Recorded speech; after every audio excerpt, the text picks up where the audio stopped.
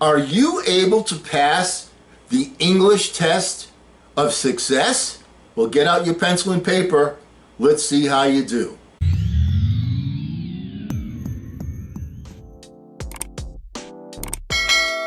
Hello again, everyone. I'm Eli's dad with Project Eli, where we educate, we lead, and we inspire. And having been a former teacher, I think it's time that we give you a test, an English test of success. All right, how is this test going to work? Well, a lot of words in the English language are somewhat ambiguous. They have a couple of different meanings depending upon whether you're using it as a noun or a verb. Sometimes better to be the noun, sometimes the verb. Let's take a look and let's see how you're doing. The first one we want to look at is the word aim. In order to hit the target, the first thing you have to do is you have to take aim at the target. But you have to have an aim in order to take aim, don't you? How many people out there do not have any aim, any drive, any goal, any purpose, any desire that they're actually pursuing actively? You've got to have an aim in order to aim at the target and therefore to hit the target. Change. People talk about they want to change. I want to be different. Well, they want to make a change. Well, that's the noun. If you want to experience a change, guess what? You have to change yourself, don't you? You can't keep doing what you've always done if you expect to change. So you have to do little things that are putting you in a different place. Sometimes you have to do big things that are putting you in a different place. But in order to affect a change, you have to change. Does that make sense? Demand. Okay, a lot of times when you see people, in the movies and they're holding somebody hostage, the guy on the phone will say, "What are your demands?" Are you being held hostage? Are you not able to reach your level of success because you're holding yourself hostage? In order to achieve a demand, you have to make a demand. It doesn't just happen. You have to make that demand. You have to make that a burning desire. You have to make that a purpose that you cannot live without. Dream. If you want to achieve your dreams, the first thing you have to do is to actively dream. We've talked about how you do that. Before you go to sleep at night, visualize what it is you want, what you're dreaming about. As far as your personal goals, desires, ambitions, what are they? Visualize them. Visualize the end result. And if you want to reach that dream, you have to dream. So how do you do that? You plant that seed, let the subconscious take over, communicate with the infinite mind, and have the infinite mind partner with you and help you to achieve your dream by giving you mind flashes, creating circumstances you couldn't predict or plan. But in order to achieve a dream, you first have to dream. And if you want to dream, you have to plant that seed. And the bad news is, it doesn't happen every night. You have to do it consistently. And when you do, it's like rolling the dice. You're not going to roll a 7 or an 11 every single time. But if you shake the dice enough times and roll them, you will, on occasion, get the 7 or the 11. That's what you're looking for. So get into the habit of planting that seed. Experience. One of the things people say is, boy, I want to talk to somebody with experience. Well, how did that person get experience? Because they tried different things and they had the experience. They experienced it for themselves. They took the action. Are you taking action and increasing the number of experiences that you can put on your mental resume? Does that make sense? So in order to be experienced, you have to have experiences. The noun and the verb. Finish. One of the things that people admire is somebody that has the persistence to finish. That's the verb.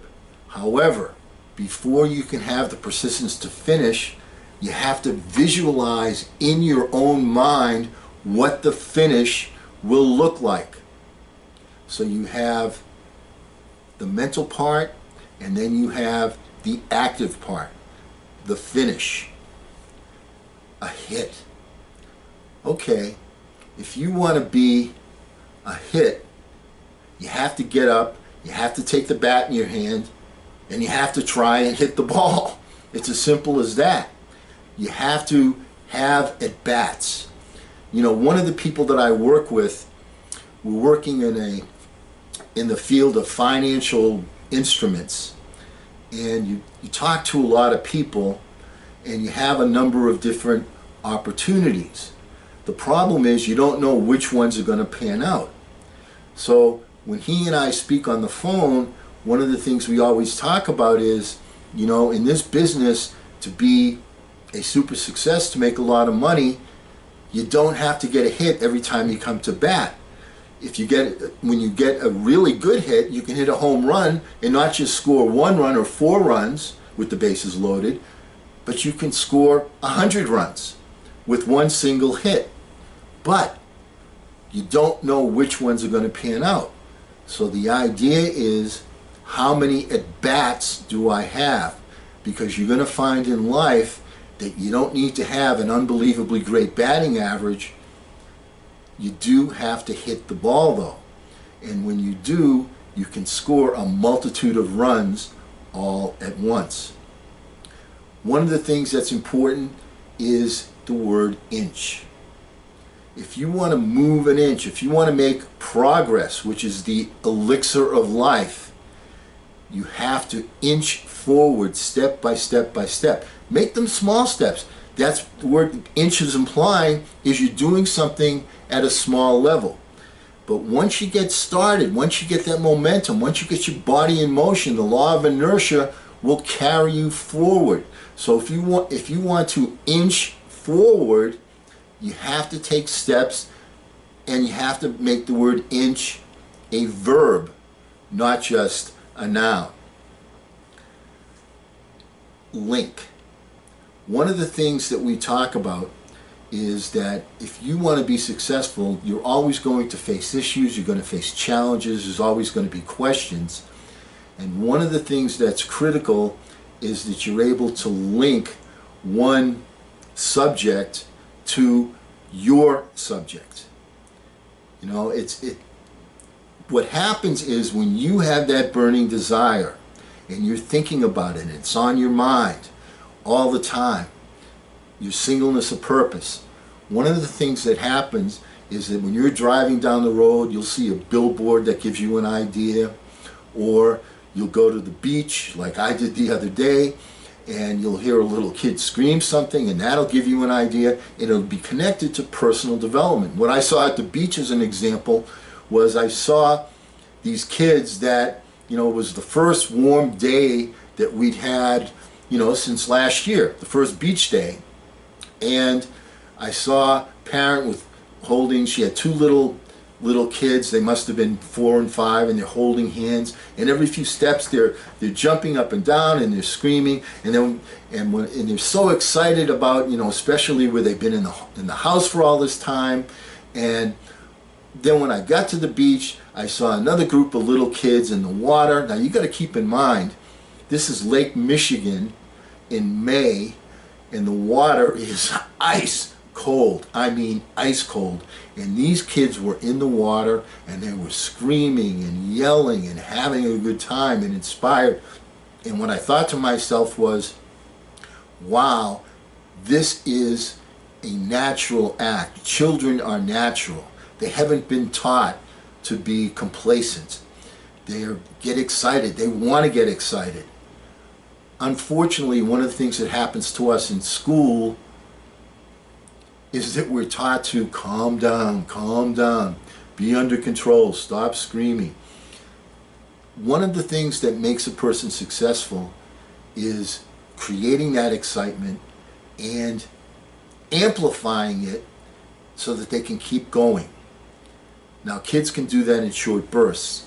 Adults, once they get the gist of it, can do it over a longer period of time. That excitement is a natural thing, so you need to be able to link the things that are around you that you really didn't pay attention to, and you'll see that in many cases you're going to get an idea will be sparked in your mind to help you solve your issue. Ideas come from everywhere.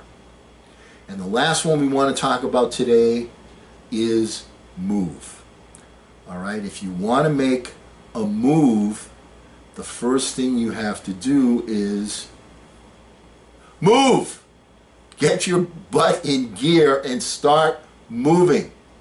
Because if you want to make a move and you're standing still, you're like that figure in the wax museum that's just standing there. It's not going anywhere. It's not making any progress. If you want to make the move, you must move. And remember, hey, let's not ration the passion. Let's fashion the passion. I'm Eli's dad.